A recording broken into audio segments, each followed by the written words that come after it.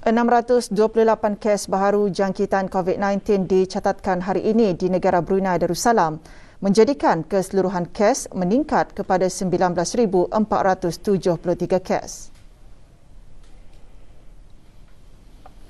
Kementerian Kesihatan dalam siaran akhbarnya memaklumkan daripada kes tersebut, 617 adalah kes tempatan manakala 11 kes import.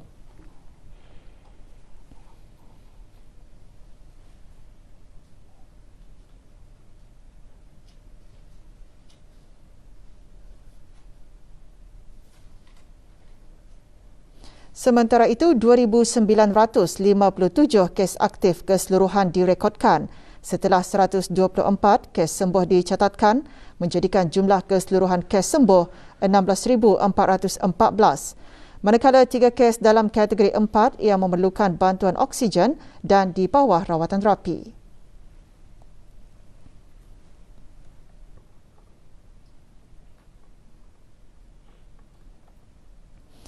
Sehingga 9 Februari 2022, kadar keseluruhan penduduk yang menerima sekurang-kurangnya 1 dos vaksin 94.9%,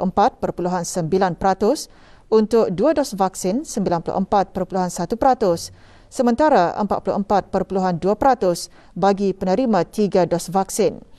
Dalam pada itu, 10 denda kompaun dikeluarkan bagi sekatan pergerakan yang dijalankan dari pukul 12.30 malam hingga 4 pagi.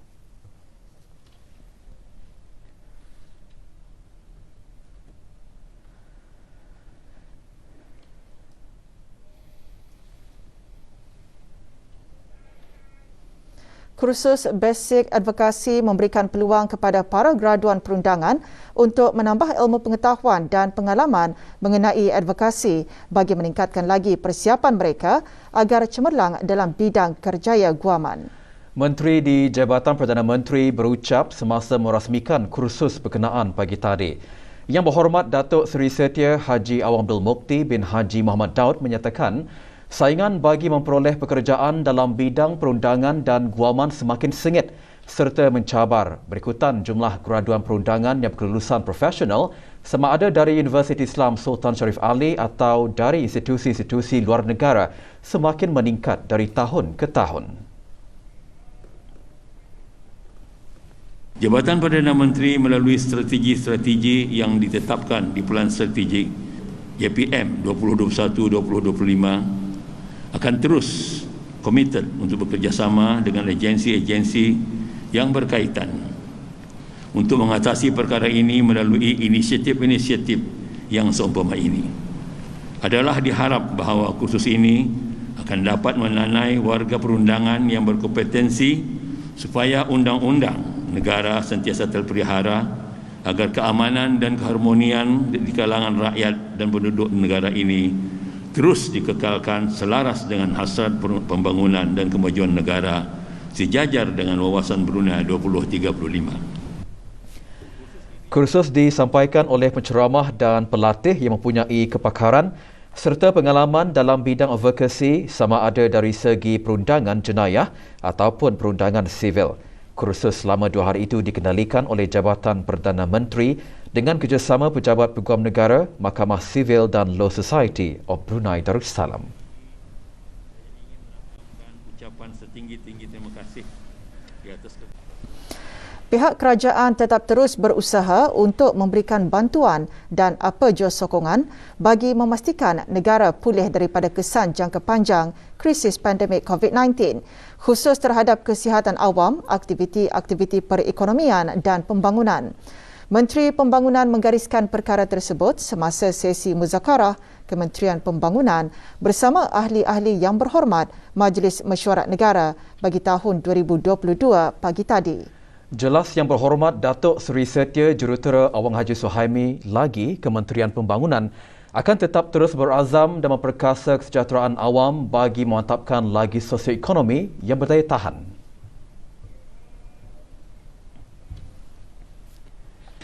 Ke arah itu, usaha-usaha bagi mendukung keutamaan kerajaan, strategi Kementerian Pembangunan adalah memberikan penekanan serta keutamaan selaras dengan matlamat wawasan negara 2035. Kita akan memfokuskan kepada usaha-usaha menjamin sekuriti air, membangun perumahan awam, pembukaan tanah-tanah kerajaan yang telah dikenal pasti bagi pelaburan pembangunan bercampur yakni mixed development, pembangunan infrastruktur bagi mitigasi banjir dan bencana alam, serta mendukung strategi-strategi di bawah dasar perubahan iklim dan sumbangan bagi penubuhan pusat perubahan iklim ASEAN di negara ini. Mengetuai rombongan Ahli Majlis Mesyuarat Negara yang berhormat Arkitek Dayang Siti Rosemary Rianti, binti Datuk Seri Lala Jasa Awang Haji Abdul Rahman. Juga menghadiri sesi ini Datuk Seri Paduka Arkitek Awang Haji Marzuki bin Haji Mohsin, Timbalan Menteri Pembangunan.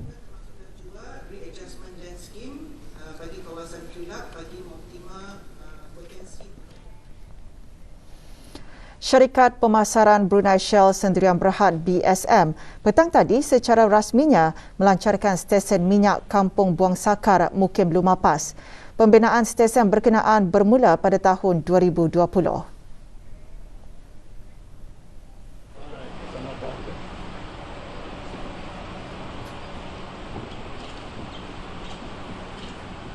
Perasmiannya disempurnakan oleh Yang Berhormat Datuk Seri Setia Dr. Awang Haji Matsuni bin Haji Muhammad Hussein, Menteri Tenaga. Stesen berkenaan yang mula beroperasi pada 1 November 2021 memberi perkhidmatan kepada para penduduk kampung air. Juga hadir Datuk Seri Paduka Awang Haji Mat Satejo bin Sokiau, Timbalan Menteri Tenaga.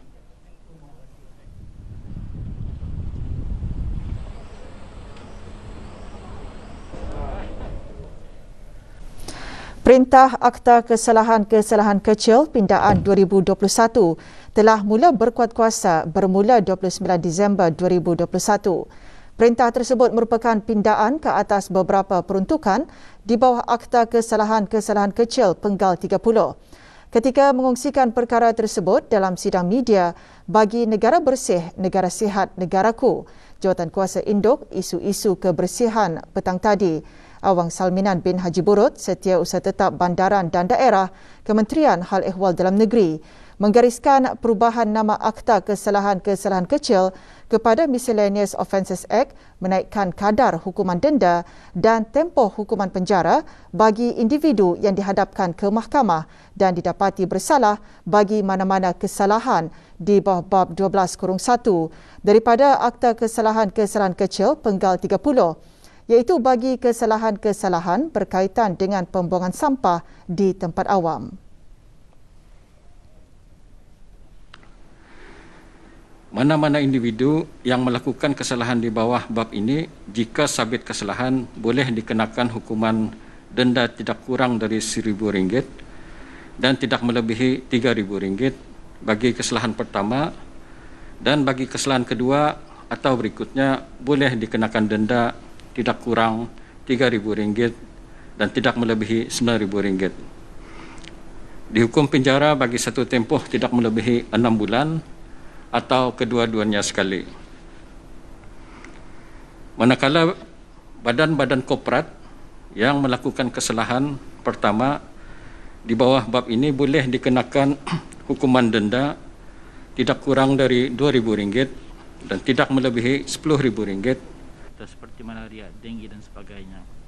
Selain itu, Awang Haji Maswadi bin Haji Mohsin, Setiausaha Tetap Kementerian Kesihatan, berkata, isu pembuangan sampah di negara ini antara isu penting yang perlu ditangani, dikawal dan dipantau bersama oleh semua pihak berkepentingan. dalam mendukung usaha untuk meningkatkan tahap kebersihan, usaha bersepadu daripada Jawatankuasa Isu Induk Kebersihan, Kementerian Kesihatan selaku pengerusi kumpulan petindak, Stakeholders Awareness dan Stewardship, menyelaraskan 5 inisiatif utama, iaitu kempen kebersihan di tempat awam, kempen kebersihan senegara, kempen kesedaran awam, setiap hari tanpa beg plastik dan pertandingan Waste Collection Conceptual Design. Urusan sistem tanah dan air disalurkan kepada tapak pelupusan sampah Sungai Paku dianggarkan. Dr. Dayang Nur Imtihan binti Haji Abdul Razak, Setiausaha Tetap Perancang Guna Tanah dan Alam Sekitar, Kementerian Pembangunan, mengongsikan mengenai usaha-usaha kerajaan dan orang ramai dalam menunjukkan negara mengutamakan kebersihan, antaranya pengurusan sisa pepejal dan sampah atau sisa-sisa. Jadi antara kawasan telah menjadi tempat pembuangan sampah sarap seperti jalan raya, tapak lapak dan tersembunyi, pesisiran pantai serta longkang-longkang yang mengakibatkan sebahagian dari sampah berakhir di tempat-tempat yang bukan khas, terutama sekali di Sungai Brunei. Antara impak sampah-sampah yang terbiar adalah penarikan vektor-vektor seperti nyamuk dan lalat dan juga pembiakan penyakit berjangkit seperti malaria dan denggi.